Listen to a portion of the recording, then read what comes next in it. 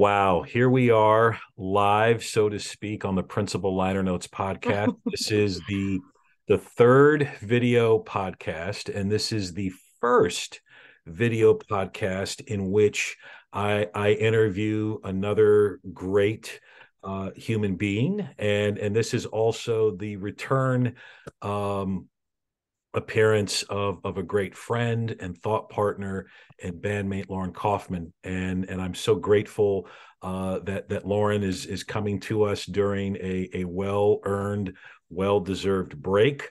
I hope, and by the way, Lauren, we didn't even talk about the weather, because Uh, that is what's happening right now. Are everybody safe and warm, and did you get enough bread and milk for the family? Are you guys fine in Long Island? it is really, really cold here in Long Island, New York. I'm not gonna lie. It is freezing actually, and it is so hard. I live in a beach community, so it is so hard to get my kids to usually wear jackets. Like they could wear shorts all year round and be good. But when my kids are putting on sweatpants and jackets and hats, it's cold. It's cold. But at the moment we're good. And I always say at the moment for everything because you live one moment to the next, right? Like you're good right now. You never know what's gonna happen. I hope everything's gonna be okay. But we're supposed to warm up a little bit by the end of the week, so I'm looking forward to that. Well, good. I hope you guys are safe and there aren't any power outages or anything like that. I'm here in Georgia for winter break, visiting with the in-laws, and it's very cold down here. We talk about Hotlanta. I'm in a suburb of Atlanta right now. I'm in Roswell, and it's, I think last time I checked it was 19 degrees, which is again, folks are not used to that down here in the South. But again, no snow or anything like that. But again, I'm glad that you guys are safe, and I hope that folks who are viewing this in some way, shape, or form, you are safe and free from harm and warm. And again, if you have a cup of something or a cup of coffee, I didn't bring mine for the podcast. I know Lauren's got hers. I Um, did. awesome. It's Celebrate Monday, which is now the day in which this podcast will drop on a weekly basis, and I'm excited about that for 2023. As I mentioned in the last podcast, I'm recommitting to creating content and putting things out there for you, the listener and the viewer, on a regular basis. And speaking of regular basis, I think is it Sunday evenings, Lauren, when your blog post drops? Is that when usually? That's funny. I don't really have a committed day for my blog post drop. Really? It tends to be on the weekends because that's when I have a little bit more time to think about what I want to write about. And so maybe I have to look, Sean. I have to go back and see when all my blog posts drop. They're probably on the weekends. Yeah, and I get it. It's the same thing with this Mhm. podcast. Like this is a weekend deal. Sometimes in the middle of the week, I'll put something out depending on when the spirit strikes me. But I know, and currently you are in a new gig, new position this school year as the director of literacy for a K-12 district in Long Island, right? Yes, I am. Yes, I am. So, yeah, last year I had the opportunity to serve as an assistant principal. Mhm. And then this year I am serving as the director of literacy K-12 in an amazing school district in Long Island, New York. And I'm kind of going back to my roots here with literacy. I have a passion for literacy, everything reading, writing, speaking, listening, thinking, talking. So it's really exciting to get this opportunity to work in an organization that's so supportive and to be inspired by so many educators around me within my professional learning community. Also within my professional learning network, I can't forget about those people too, who bring me all the ideas. But it's been quite the journey, and I'm so grateful for it. Yes, and I know and again, full disclosure, and I have shared this before on social media, and I've shared this in person. with you, your blog post, Empower, Collaborate, and Connect, is my favorite of all the blog posts are out there. So I am a unabashed subscriber, and that's one where, as soon as it lands in my inbox, I read it immediately, and then I will put it back on the shelf and read it again a few hours later. And I'm always coming away with a sense of all of those things. Like, I feel empowered, I'm ready to collaborate, and I feel connected to you and others. This particular your most recent post, which I want to kind of be the focal point of our conversation today, is reflective of the last several blog posts in which you've kind of echoed and written about your journey in your new role as director of K-12 literacy. And I'd love for us to talk about the 4 ideas to leverage learning and level up literacy for all. Again, another masterful, accessible blog post. Again, for those of you that are tuning in, and I'll tweet this out and put this in the show notes. If you are looking to read it, I highly recommend that you do subscribe to Lauren's blog post, and you can find it at laurenmkaufman.com. And again, I'll put it in the show notes. She's also somebody to follow on Twitter and Instagram and Facebook as well. And we'll have all of her kind of social media link ups in the show notes a little bit later on. But again, I would just love to hear about the inspiration for this particular blog post. Sure. Well, first of all, my cheeks are really hurting right now, and they're really hot, and really, I feel like they're turning red because I feel extremely honored and humbled that you would say all of those amazing things about my writing. Um, I know that you know the story, but I think it was a couple of years ago now. George Couros had challenged me to write this blog. He Right. said, "You need to have your own platform." And I was like, okay. And, it took a little push, but here I am still writing today. I think I have over 60 blog posts now under my belt. So it's quite amazing. And as you're speaking about this, I'm just thinking about, I was going through some of my blog posts this morning, preparing for this podcast today. And it's like, you see the evolution of your writing over time, Mm-hmm. right? Like when I started my blog post, I see me, of course, in the blog post. It's my writing, but I think the more you write, the better you get, like anything else in life. And you develop a style of writing over time. And I think we've talked a lot about my style of writing.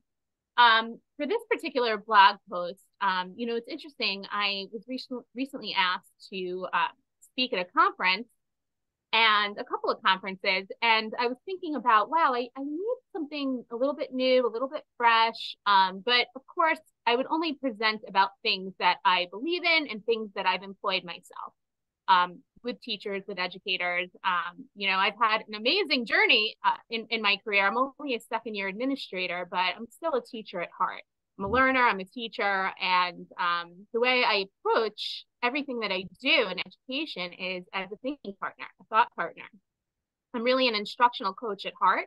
I believe that we should live in coaching to help others, to elevate others, to bring out the gifts in others. And part of the reason I write is really to reflect on my own learning. That's so important. As I've written over time, and I embrace that philosophy more and more, I think my writing resonates a little bit more with people because I'm not writing for a particular audience. I'm writing for myself. And with that, the authenticity, I think, comes through a little bit more. At least that's the feedback that I've gotten. So when I wrote this blog post, the impetus for it was really to think of some new ideas, but also really frame it in what's going on in education today. We've come off a challenging couple of years, and we're trying to meet kids and adults and everybody where they are, wherever you are on the continuum of learning, wherever you are with your mental health. Everybody's in a different state right now of thinking and feeling. And I really, when I write, I try to look through all of those different lenses to see where is everyone at. I need to meet everyone where they are. And I know that it won't meet everyone where they are because you can't possibly do that. But I always like to think about both sides when I'm writing.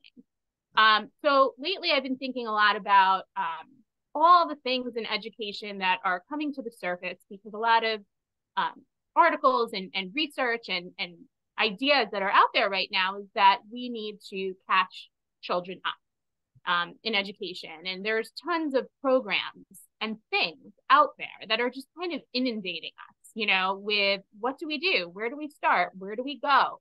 There are different philosophies and different approaches and different ways that we can approach teaching and learning. And sometimes we get overwhelmed by that. There are a lot of priorities in different districts or initiatives. Some people call it initiatives. I don't really like calling it initiatives because I think it scares people. So I like thinking of it as priorities. And there's a lot out there in terms of literacy. Literacy is a hot button topic right now because we are trying to accelerate learning. And I like to say accelerate learning because that's what we're always doing, right? For learners. So we're trying to meet them where they are and then elevate them. So really the impetus for this post was like, I'm thinking about like, wow, there is no one way, right? If there was one program, one approach, one way, we would all be doing it, right? we would all be doing it. And I think as I was writing this post, I was thinking about, wow, I've been so lucky to serve in so many different organizations and have worked with so many different educators and different populations of learners. And what I've come to understand over a 17-year period of time is that we need to develop a more comprehensive approach to teaching and learning because everybody responds differently to a practice. So we try to take different practices, right, and put them together to meet the needs of every single learner. So the beginning of that post really talks about that because I have a lot of people approaching me like, Lauren, what program should we be using? What approach should we be using in education with literacy? We can sit here and talk about all the different philosophies and approaches all day long. Plenty of research out there and articles that will do that for us already. So that's not why I was writing this blog post to get into a debate over which approach is better than the other. Right. But the core of it all, the core and the heart of this post and of my approach is always putting the learner at the center of everything we do. And how do we do that? We have to get to know them as human beings and people before we can level up learning, right? And that's where the title comes from, 4 ideas to leverage learning and level up literacy for all. Because you can do the best intervention in the world, but unless you know your learners, how successful will it be, right? So that was the impetus for this post. And I love how, and again, right now man, you just hit on so many notes here. Like this may be like 5 or 6 different episodes in and of itself, but because you just drop several like just really beautifully wrought pearls of wisdom there. Really cool notes, like a great jazz musician. You just riffed beautifully. This is what I love about talking with you is we can kind of riff and go in all kinds of different directions. But I think really the heart of what you just said is transcending some of the debates with programs and if you want to go there and go to the What Works website or clearinghouse, sure. And if you want to go find the journal articles, fine. But really the most logical and most important starting point is remembering that whom we serve, our students, they're at the center. And I love how you frame that in the first part of that blog when you get into the 4 ideas. I just your diction is just amazing. Lean into learners. Lean into learners. It's just you're not going to settle for kind of the tried and true things, but taking this notion of lean into and it's active and it's accessible, right? I'd love to hear you riff on that first idea, leaning into learners and building upon what you just established there. Sure. Before I do that, if it's okay, I also want to mention that I am a really big believer in how educators really need to be in the driver's seat of their Yes, learning. And yes. that's something else that I mentioned in the beginning of that post. I think over the years, I have come to realize that yes, your district will provide you with programs, will provide you with resources, will provide you with professional learning. But we have different learners in front of us every single year. And we can't solely rely on our organizations to develop us as educators, as learners, as thinkers. You're going to have specific cases where you're going to need to dig a little bit deeper. Mhm. And you are going to have to understand what it is you need to help every student.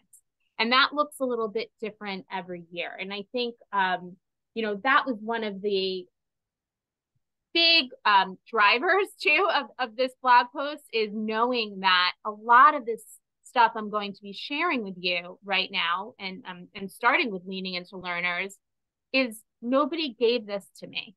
I went out and I searched for things that have worked for others, right?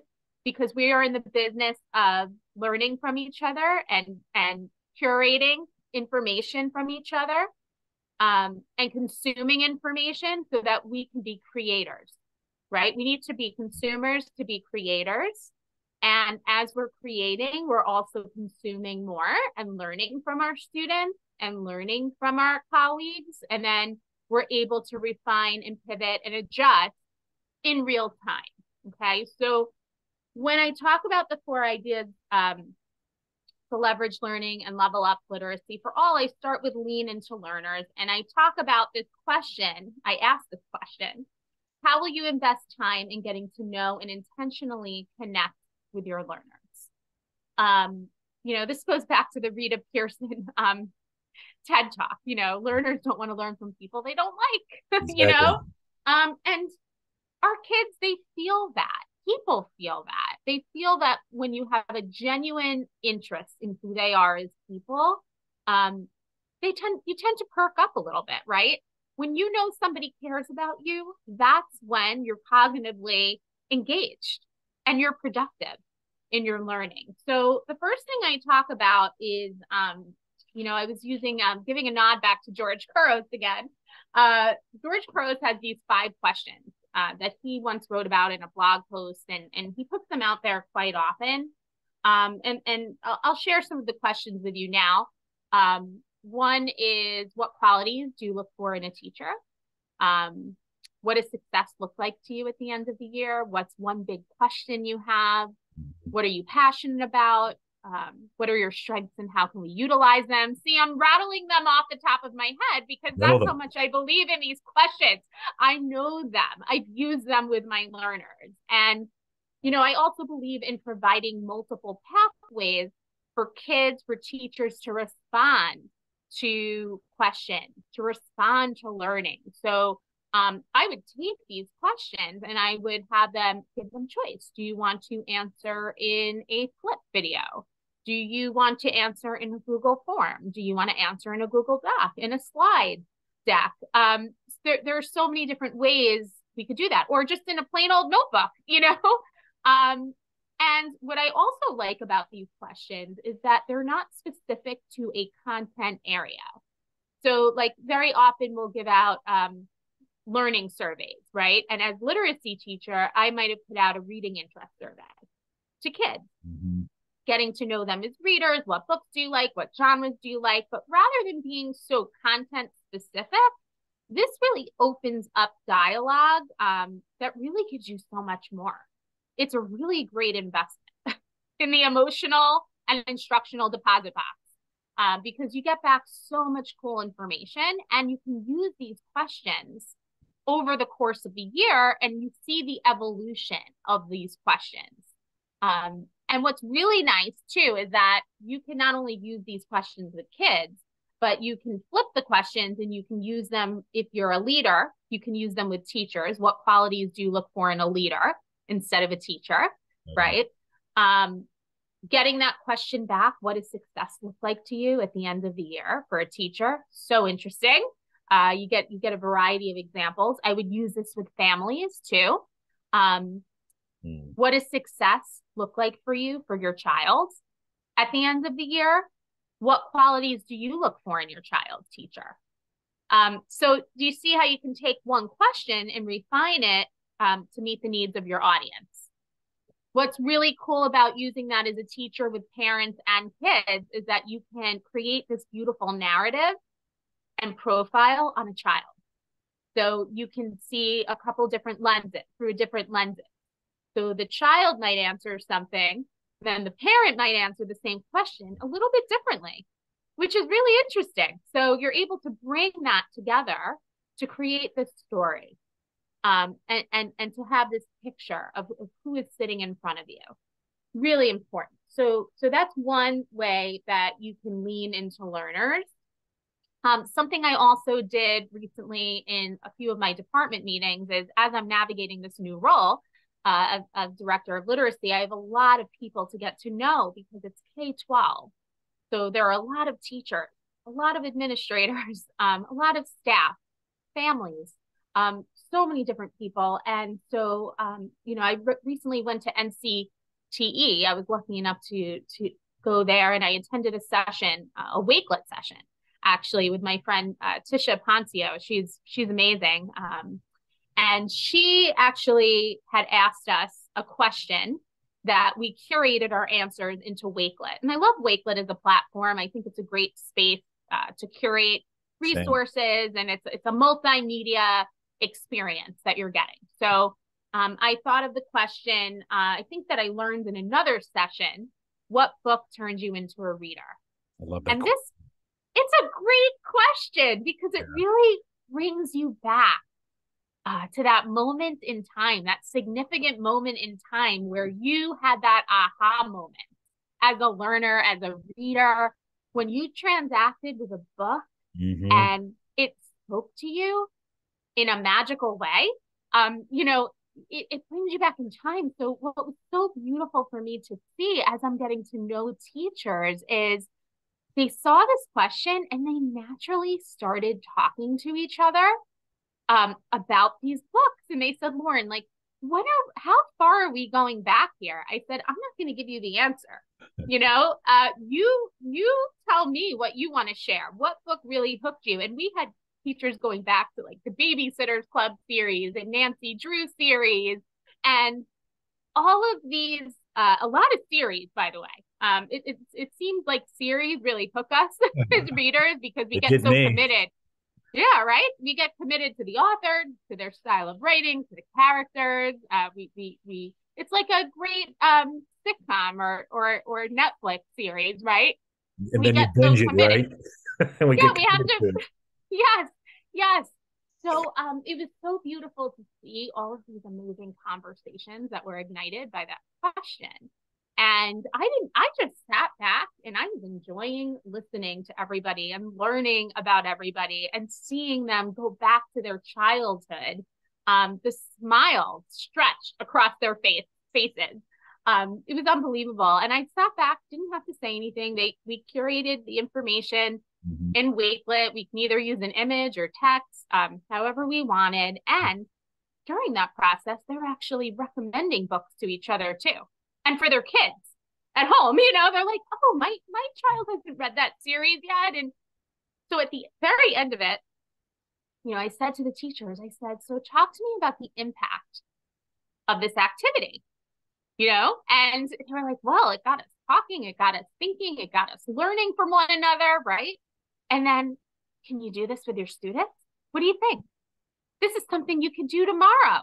You don't even need technology to do this, really. You could do it in any way that you want. So that's how I was leaning into the teachers I'm working with now. When I say lean into learners, adults are learners, kids are learners, you could use this in any capacity and you could change up the question, right? So again, going back to that question, how will you invest time in getting to know and intentionally connect with your learners? Um, that is, those are a couple of ways that I do that. Wow. I'm smiling hard. My cheeks are sore right now. If you're Aw. watching because again, there's so much goodness that you've just shared there based upon one simple question. And when we talk about lean into learners, you're not standing on tables. You're not doing some elaborate technology. I mean, it can be as deep and wide as you want it to be, but also to the reminder, for us that are in leadership positions. I mean, all of us are called to be leaders in some way, shape, or form. This is another entry point. This is another conversation that you can start to create that investment of learning and connection and authenticity in the space, whether it is a PLC, whether it is a classroom, whether it is a lit circle, whether it is a reader's workshop, or whatever it may be. That question, it's also, to me, as I think about it, and this is on Celebrate Monday, and this is a kickoff for the week, and it's a good question to ask to someone, on a colleague on a Monday, coming maybe back after a long break, and just maybe putting up something in your workroom, or putting out something as a Wakelet or a Padlet, and helping folks connect back to that joy, connect back to themselves. It creates a sense of well-being. And I mean, even as you were talking about series and books, I was thinking, man, I loved the Hardy Boys, or the S.E. Hinton books. For me, those works. And it's just such a great, it's a beautifully disarming, empowering question to ask families, students, leaders, colleagues. I love how you frame that. The second idea, and again, you again, your answer exemplifies this in some ways. How you answered the last question, how we're engaged in this dialogue, layering those sources of meaning. A lot of how you roll, Lauren, is very much like this kind of beautifully wrought novel. And you can look at your responses and look at your writing at different levels, right? And you can take it as, oh, these are practical ideas that I can take into the classroom next day, or, oh, wow, this is a great reflection for me as a learner to be active and to be engaged in my own learning, and not just wait for the 3-ring binder at the conference, or wait for the PowerPoint to come after the faculty meeting. So how is that kind of that active layering of layers of stories into meaning? How do we translate that? Stories are the windows into our soul, right? They are what makes us who we are. We live in all of these moments in time. And I write about that a lot in different posts that I've shared. And sometimes when we're living in these moments of time, we don't recognize the power of their impact. And how will they empower us in our future? Sometimes when we're in the present, we're not thinking about the future. And then when we get to the future, we're able to look back in time and say, wow, that's why that happened, and I think I've spoken about that with you before. Yes. So because I believe it, and it's something that I'll keep talking about, because the way I connect with people, and I think the way people connect with people, is through the power of story. Why? Because it makes us who we are as human beings. I might walk into work and I'm Lauren, the director of literacy. And some people might view me that way who don't know me, but I'm really Lauren, the little girl who grew up actually not liking reading, believe it or not. I was as not a reader. as the daughter of an English teacher, right? Yeah, as well, correct? Yes, yes, my dad taught English for 39 years. My mom's an educator for many, many years. She was a reading teacher, a special educator. My grandfather wrote books. He was an avid reader. He was a law professor, an attorney. It was like, how could I not like reading? This is terrible, you know? But the truth is, I think there were many experiences I had, and they weren't like terrible experiences. I think I was just a product of the educational landscape of the time, where it was like you had to turn to page 117 in a Basel reader, read this story, and then answer these canned questions. And to me, that was reading, right? But I don't think, I had great teachers. I don't think it was their fault, really. I just think that was what it was. That was teaching at the time. So, but that's a story in itself, right? We're talking about how we layer stories into learning. And that's a product. That's those stories made me who I am today. And it wasn't until I was in my 20s that I rediscovered the magic of reading. And you basically had, and you know where it was? In the Twilight series, believe it or not. I mean, you literally had to rip these books out of my hands if you wanted any focus or attention from me. I thought to myself, wow, I guess I really could love reading. And then when I was doing my master's program in literacy, I was exposed to a lot of different types of literature and books that, I really connected with. So, but again, all stories. And the question I paired with layering stories into learning is, how can you intentionally create spaces for learners to share how they view the world through stories? So I don't always remember like lessons that teachers taught me, but I remember their stories. I remember how they made a particular skill or a strategy they were teaching meaningful through the power of story. And the teachers who gave me the space to express who I was as a person and a human being, and also let me listen to other kids do that. And that's important too, because that's what helps us embrace other perspectives, respectfully embrace other perspectives, and open our minds up a little bit. We're exposed to different things as we navigate the world, and we then have our own, internal bias, implicit bias. That's just who we are and how we've been shaped to be.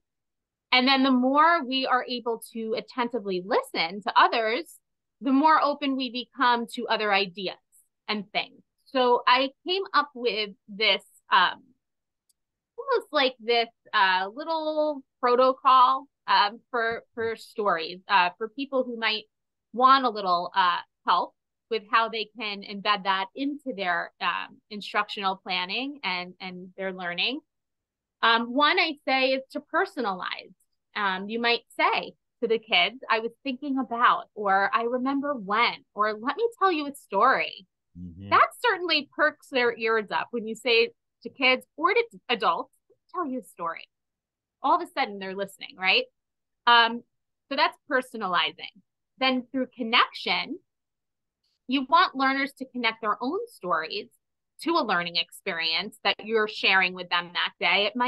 You might be saying, this is making me think, or I'm realizing that, and that's showing somebody else through your story or through their story that you're now connecting a new idea with that. And you are elevating them naturally by doing that, because you're saying, I'm realizing since you're telling me that, or this is making me think now. And then the sharing part is having learners share their connections with peers so that they can form new ideas. That's how we innovate, right? Innovation doesn't have to be this complex idea.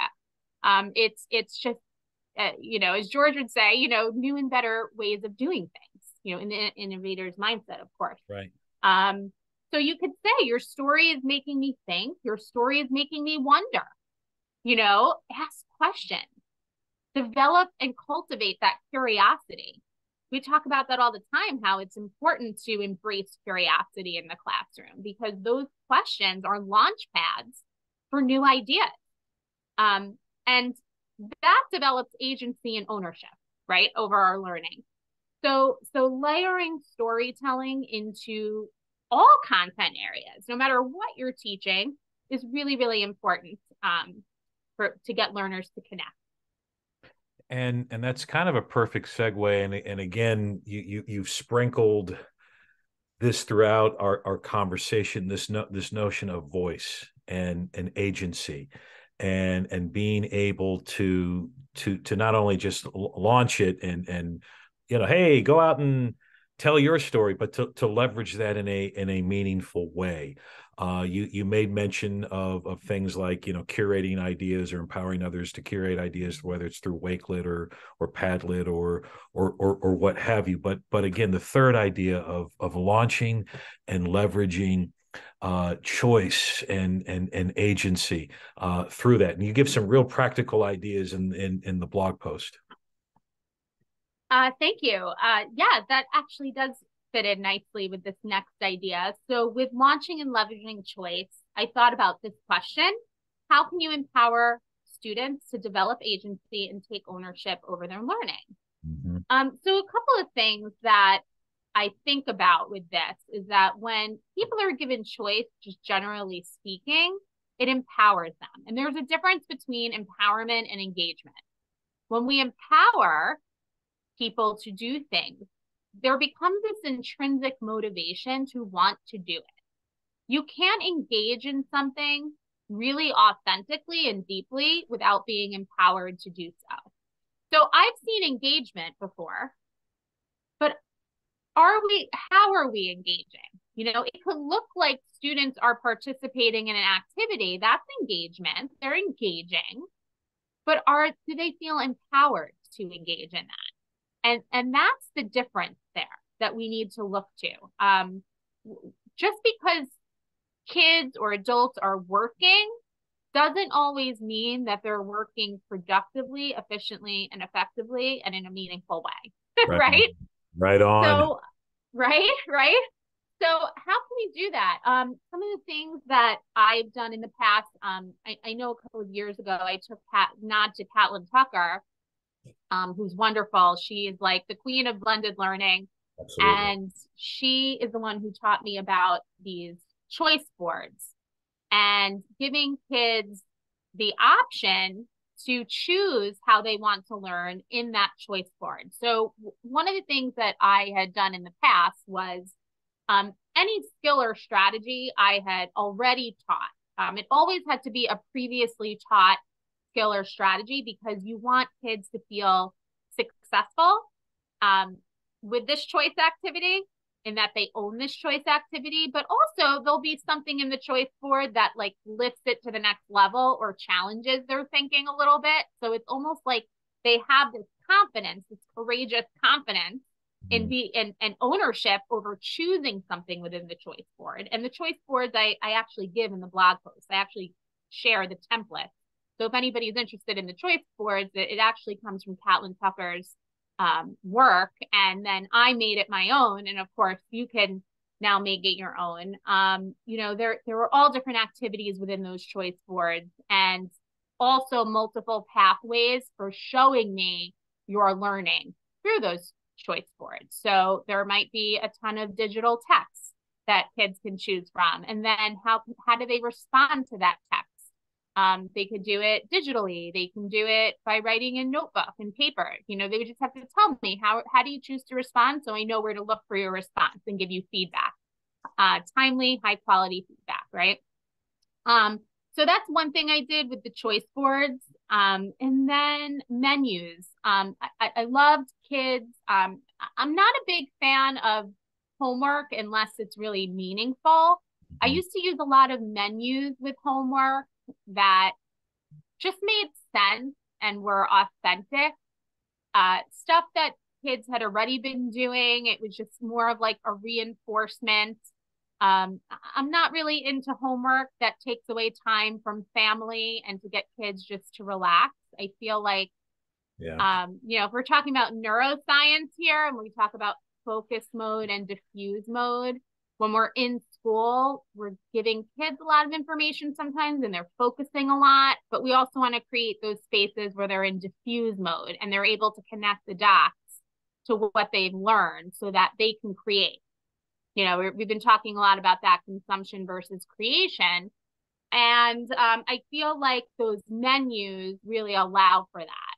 They allow students to take what they've consumed in focus mode and then go into diffuse mode and really connect the dots through those menus. So that's how I did that. And the thing about menu and choice, and I know in the wake of COVID and this kind of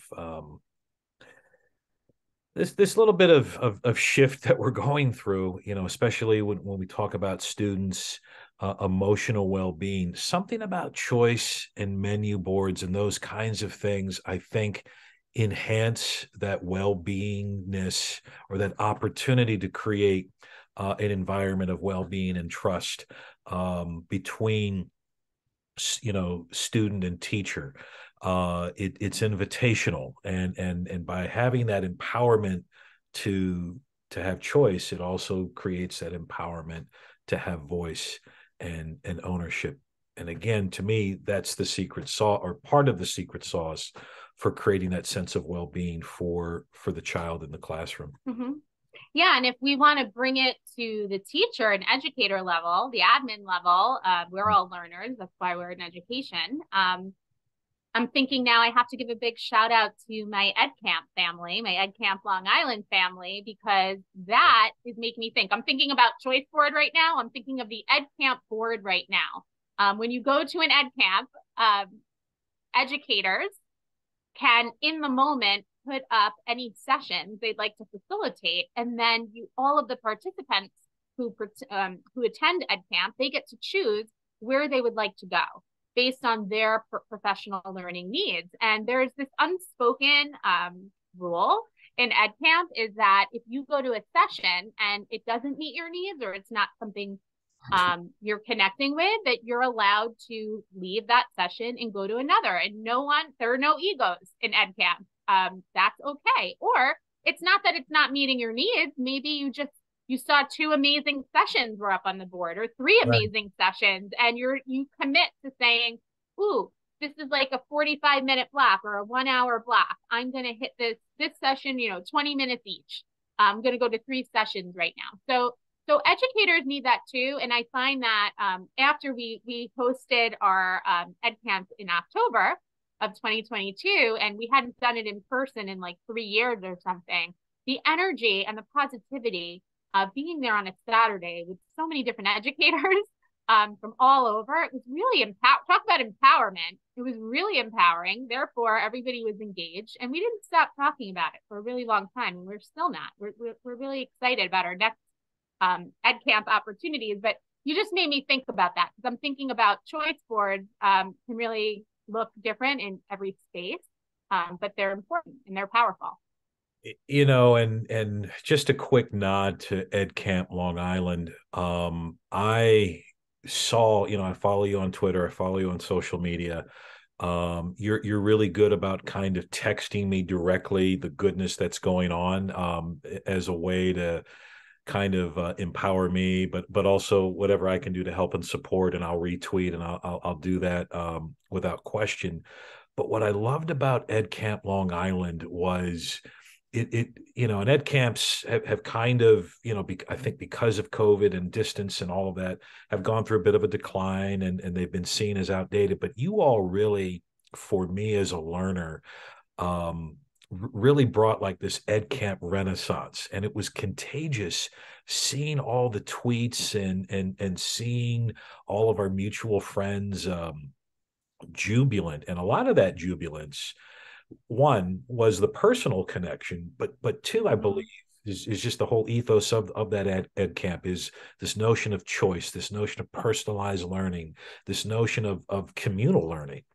And I was envious. I was saying to my wife, I said, you know, let's move to Long Island. You know, there's just this great community of learners and spirit, and I was really inspired by that. So I'm grateful for you. I know you were part of the organizing team, and there were others there, but on behalf of the PLN, to see that unabashed joy in learning and connectivity was just a great dose of medicine for those of us who have, not either been to an ed camp. I've been to an ed camp in probably 4 or 5 years, but again, it gave a sense of hope and energy and excitement. So I'm excited to see y'all's next steps with Ed Camp Long Island, and the conversations that follow. And that's what we want learning to be. That's what we want the educational space to be, not only for our students and our learners, our young learners, but also for the grown-ups, the adults. Ed Camp is that innovative, and again, it's not a whole lot of technology. You're not redesigning these kind of vast spaces, but it's just a simple, innovative pivot to create connectivity, to create learning, empowerment, and action for others. I didn't want you to. I'm glad you dropped Ed Camp, and I wanted to kind of riff on that with you a little bit. So thank you for sharing that. That kind of leads us to the last idea, which, any talk of literacy, we also must, yes, we must talk of reading and fluency and comprehension and decoding and choice boards and menu boards, but also this notion of writing, which kind of brings us full circle from the beginning of our conversation, where and our ongoing conversation, where we talk about this notion of consuming and creating, and really being active in that pursuit of creation. Yeah. So reading and writing are a reciprocal process, right? And in order, in schools, we always say, oh, in order to be a better reader, you have to read more. It's the same thing with writing. And what are some ways that we can do that for our students that empower them, right? Like we were talking before, that's engaging, but what's something that can be used across the content area in a very, very non-judgmental, low stakes kind of way, but also in that process builds the capacity of our writers and our thinkers. So years ago, I discovered Harvey Daniels did this work with dialogue journals, and it's really a written conversation between two people. It could be between peers, it could be between teacher and student, it could be between colleagues. And I asked the question, what practice can help you connect with learners and elevate writing across the content areas when I talk about this practice? And it gets all learners to open up and talk in their writing, whether they're introverted, extroverted. It kind of levels the playing field and creates an equitable space for students to share their learning. And what it is you can do this in many ways. You could have writing journals that are physical writing journals that you're traditionally writing in, like letters to each other back and forth. You could do this in a digital space, like a Google Doc, right? And what it is you can start with a prompt. It's a free writing prompt, or it could be more specific. Let's say in science, for example, if you're studying phenomena and you put on a video of phenomena, you might start with a comment about what you're seeing, a question about what you're seeing, a wondering about what you're seeing. And you can intentionally start embedding content vocabulary into some of those questions or into some of those responses. What's kind of cool about that, and I'll use the example of phenomena in science, because I feel like that also brings in curiosity with students and natural wonder when you're studying phenomena, is when I saw this happen in a classroom. I was years ago when I was an instructional coach. I was helping a teacher elevate not only their writing practices, but ways that the teacher can formatively assess how their students are doing with the learning in science. And this is one of the ideas we came up with. So I remember we were looking at phenomena. It was a truck that was moving at a pretty fast speed. And there was a blockade in front of the truck, maybe about 1,000 feet away, and you can see it. And this truck is moving really fast. And the teacher stopped it right before the truck is about to hit this blockade. Of course, everybody's okay. Nobody's around. Yeah. Nobody was going to get hurt. But the kids started asking questions. Oh, I wonder how fast this truck is going. I Mm. wonder how far that blockade, that barrier that was in the way, will travel due to the impact of this truck. That gets into the whole idea now of forces in motion, Right. right? Right. Um, Brilliant. and it's brilliant. And so kids are starting to write to each other back and forth, just starting with a question. I wonder what would happen if, right? And then they pass the journal to their classmate or to their teacher, because I think when you're in a classroom doing this, I think teachers should be involved in participating. You're Mm. always modeling what you want to see, and you're a learner in the class too. We're all teachers and learners in our space, and you pass the notebook along, and the student responds back, right? Then the teacher puts on more of the video. And now you get to maybe make a prediction about what's going to happen, or you get to talk about what happened with the truck and ask a new question. And all of this really, it creates this space where you're using academic vocabulary. You could, right? You could do this in social studies. You could do this in math. You could do this with literature, with informational text, whatever you want to do. But you're also elevating writing. And as kids are talking about content, you're also lifting their writing skills and linking ideas. Such a brilliant way to get kids to start voluminously writing, and they don't even think they're really writing, because they're like writing like pen pals back and forth to each other. Great thing to do at a faculty meeting too. You could have teachers pass around this journal, starting with a question. It could even be what turned you into a reader, and they could be writing back and forth to each other. But it's a great way to keep the dialogue going, to build capacity within our writers, to build stamina within our writers, and for the teacher. I usually don't like to with dialogue journals, I don't like to make corrections in kids' journals. That's not what this is for. You're modeling. If you're the teacher and you want to model for kids by writing back, you can slip in there feedback by modeling, taking a word they might have spelled incorrectly, or maybe they didn't capitalize proper nouns Right on. in their writing, and you're then writing them back. You're taking that note. Oh, I want to show them they didn't capitalize proper noun. I'm now going to do it in my response to them. But you don't touch their writing, because this is a space where you just want the ideas to flow. You want them to create. You want them to be thinking freely and getting their ideas down. So these dialogue journals are awesome. I actually linked in the blog post a separate blog post that I went a little bit deeper with dialogue journals. So for anybody who wants to try them, there is a separate blog post that gets a little bit more into that. But what's nice about this too is a teacher, let's go back to phenomena for a second. If a teacher wants to play that video again of the phenomena and ask the same question, maybe towards the end of the unit or mid-unit, see how much more content vocabulary kids start to include in their writing as they learn new vocabulary.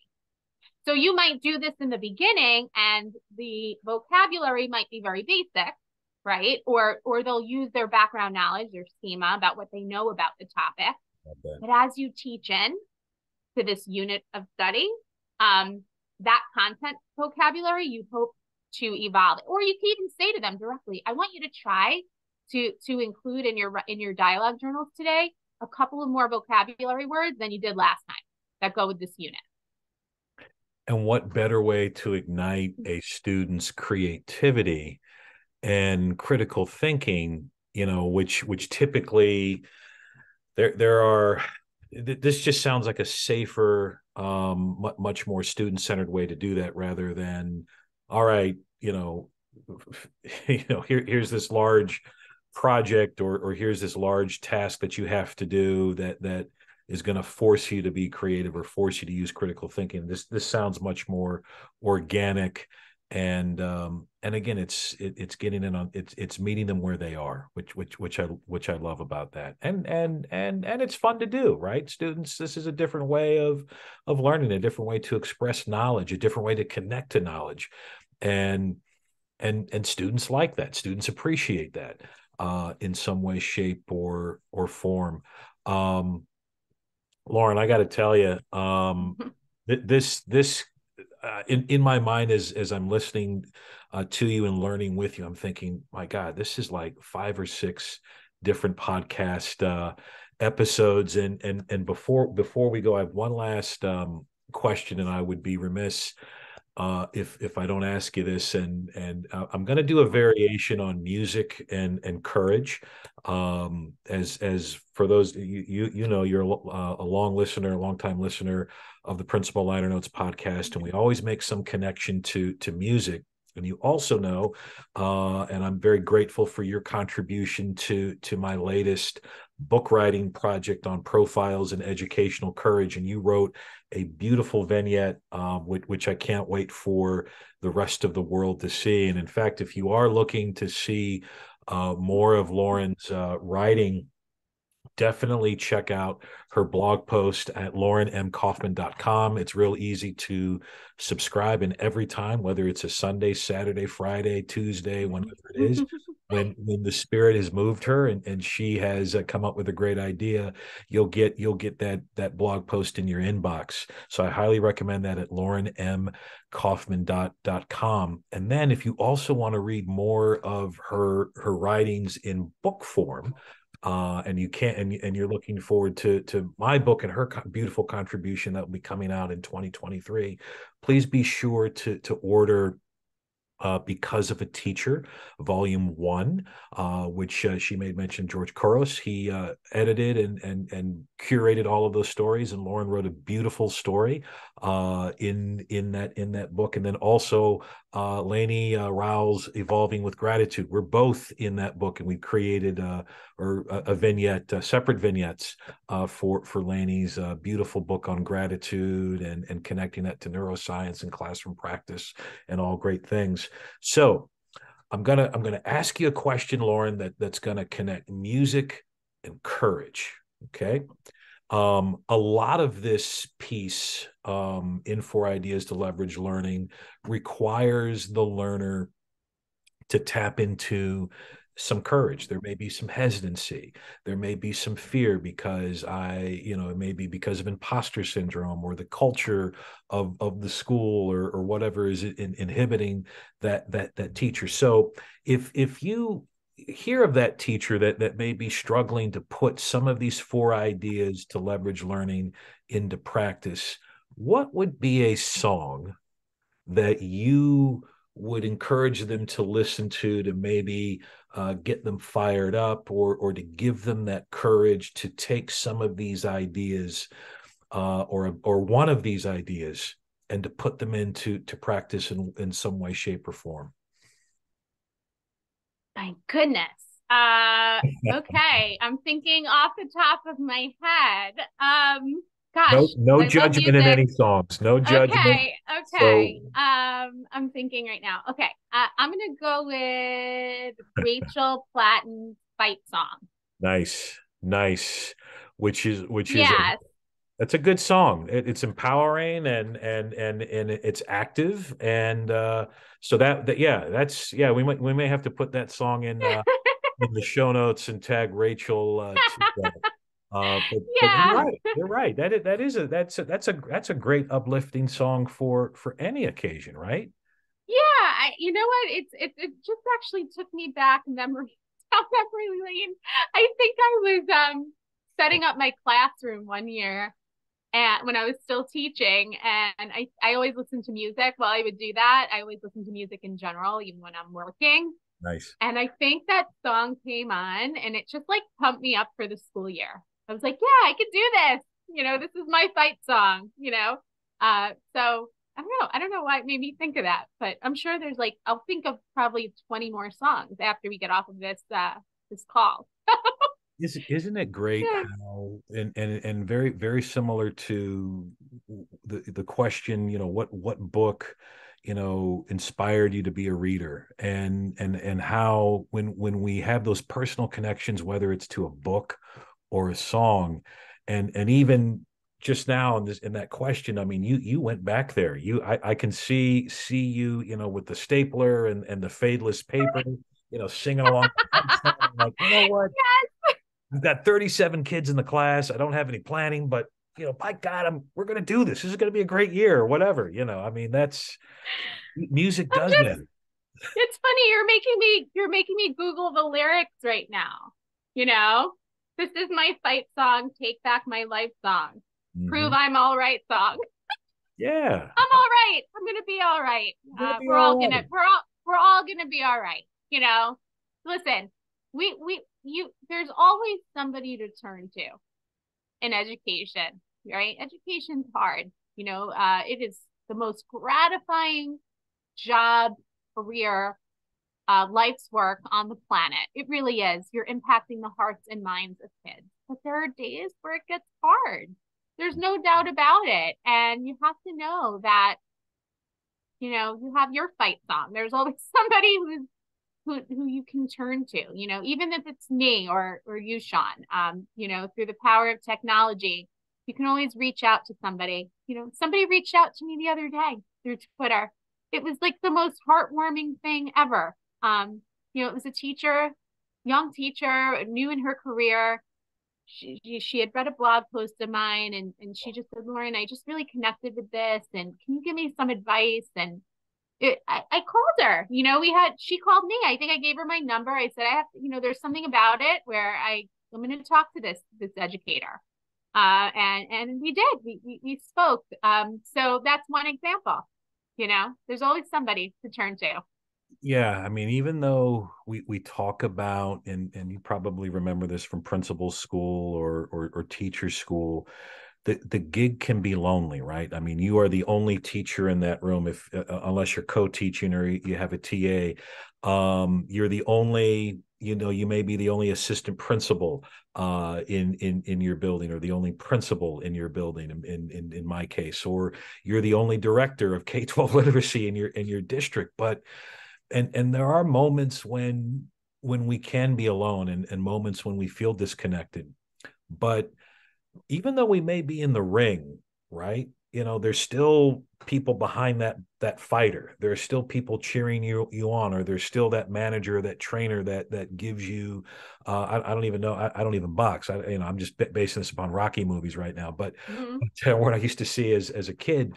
But there's always someone that you can lean on and lean into that will provide that support. And I'm grateful that you are that thought leader and bandmate for me. And I'm not surprised that someone did reach out to you on Twitter, because you are that for so many, and what you bring and what you share and what you give and what you create in the educational space. So you definitely help make the world a better place for others. You definitely empower us to be connected and to collaborate, and to take active giant steps in this educational space.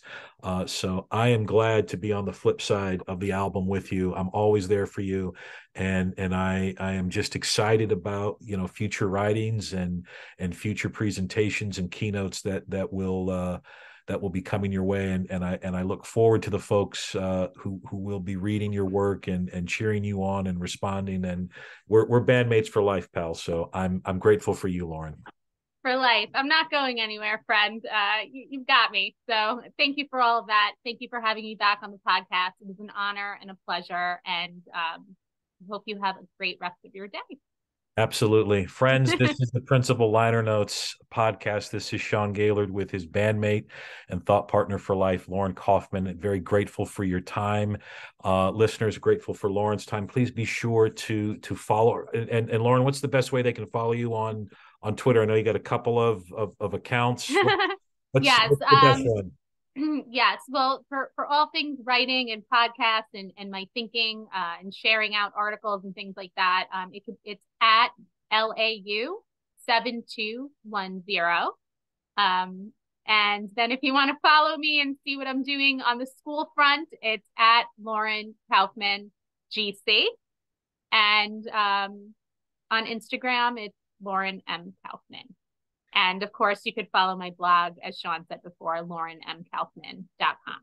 And it's my favorite favorite blog. It really is. You are it. So be sure to follow those accounts. Not only will you see the great things that are happening in Lauren's district, but you'll also be able to get a peek into what she's thinking about and sharing. She's great about sharing content. You get to see her beautiful family.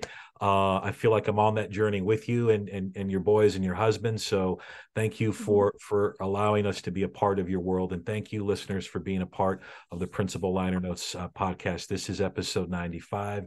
This is Sean Gaylord with his bandmate, Lauren. We will catch you on the flip side. Thanks again for tuning in. Thank you. Bye.